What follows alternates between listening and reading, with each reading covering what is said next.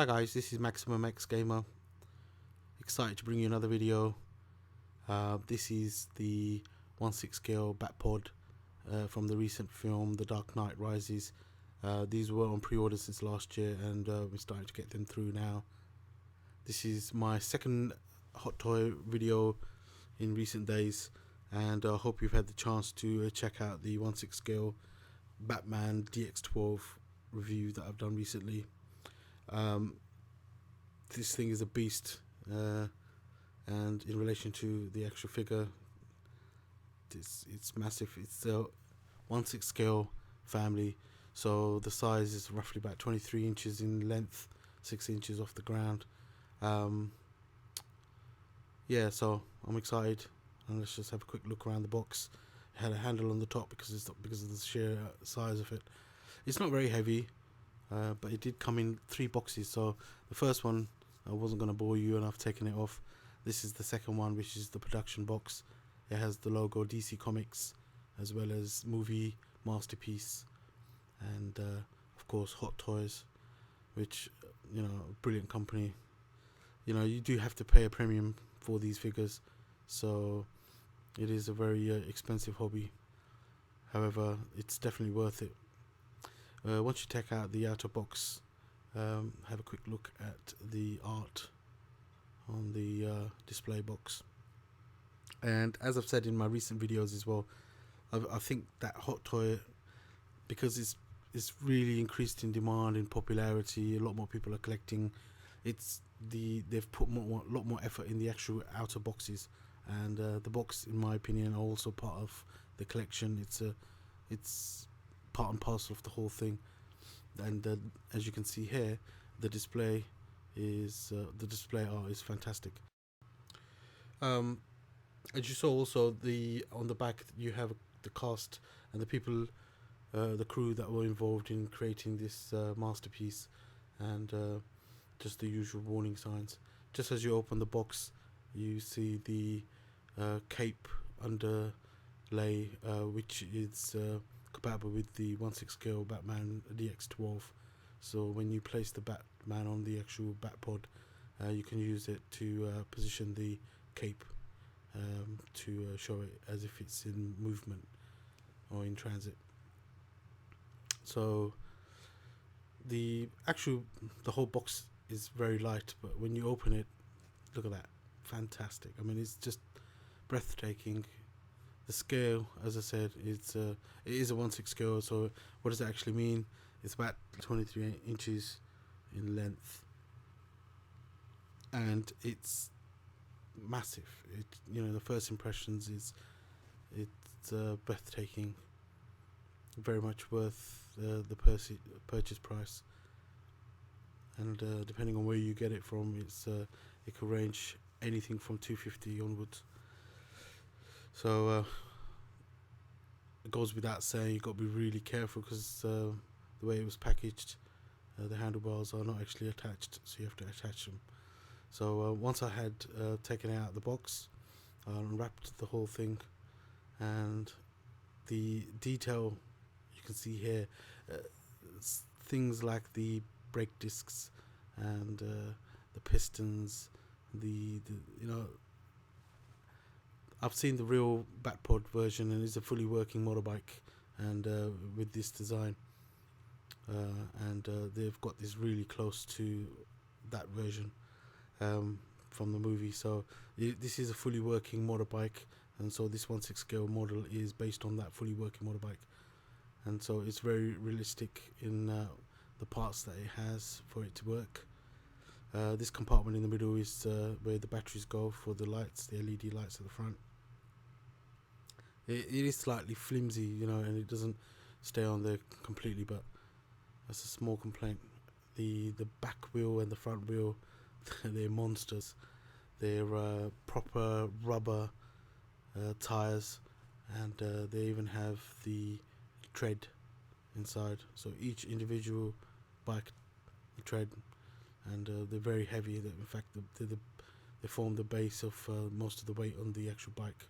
And as you can see, as you turn it, you can see that you can move this bike at quite sharp angles, and even pause it at sharp angles.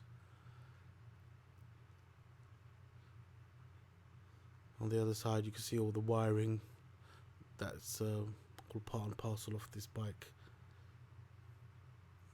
Some of it is plastic, some of it is metal, and as you can see, the wheels are rubber. The wheel nuts in the tire itself, the detail is just awe-inspiring. It's just fantastic. The overall look, you can see the suspension works. Put slight pressure on it. You can really, it's very realistic. And when you first take it out of the box, there is little red pins that hold the wheel in place, and so once you take them out, you can actually move the bike. But you've got to be really careful when you display this that you have the pins in, and it can move, and if it's on a slight angle, the bike can move on its own. So you work your way around the bike to the front. The detail on the back was brilliant. Like I said, you see the brake discs and the brakes itself, the wires, the pistons, the handlebars, the grey and black scheme, exactly the same as in the bike and the film. And as you work towards the front, you see where the amount of detail they've put in on the machine guns and the LED lights. And you can imagine, and as we've seen in the films, you can imagine the power of these guns. And as you see here, the paint is fantastic. The black and with the rustic effect. The LED lights, they do work. I haven't put it on in this display.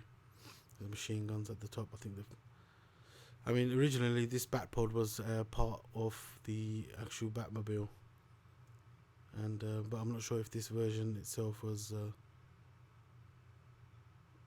the one that was inside, and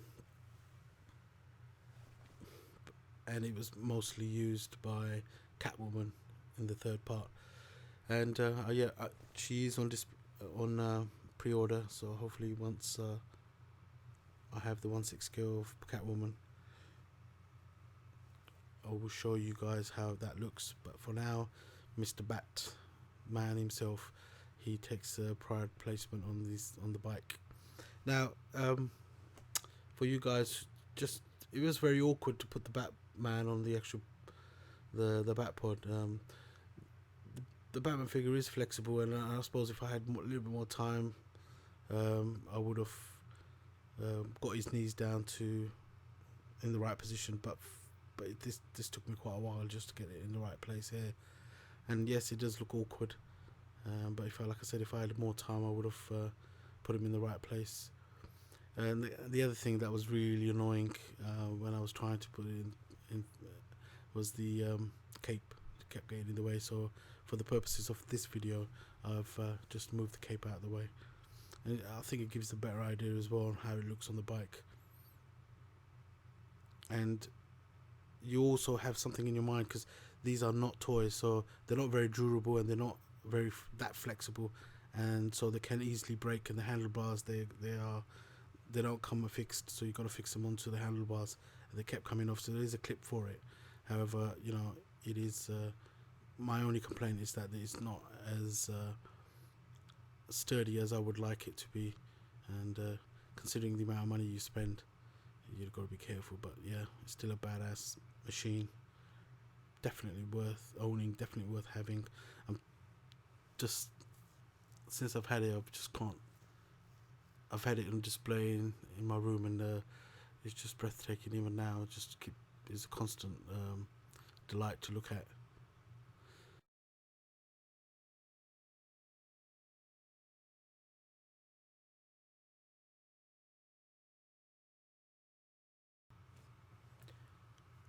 This is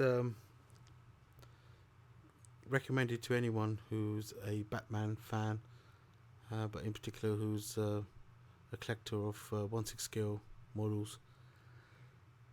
I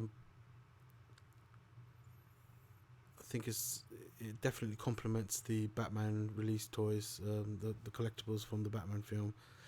So with the Batman, Bane, and Catwoman, and the Batpod, You also have the 1/6 scale Batmobile itself, but that's just massive, and I just didn't have enough space for display, so I didn't purchase it. But this is the most realistic you can get, and it really does complement your 1/6 scale collectible figures.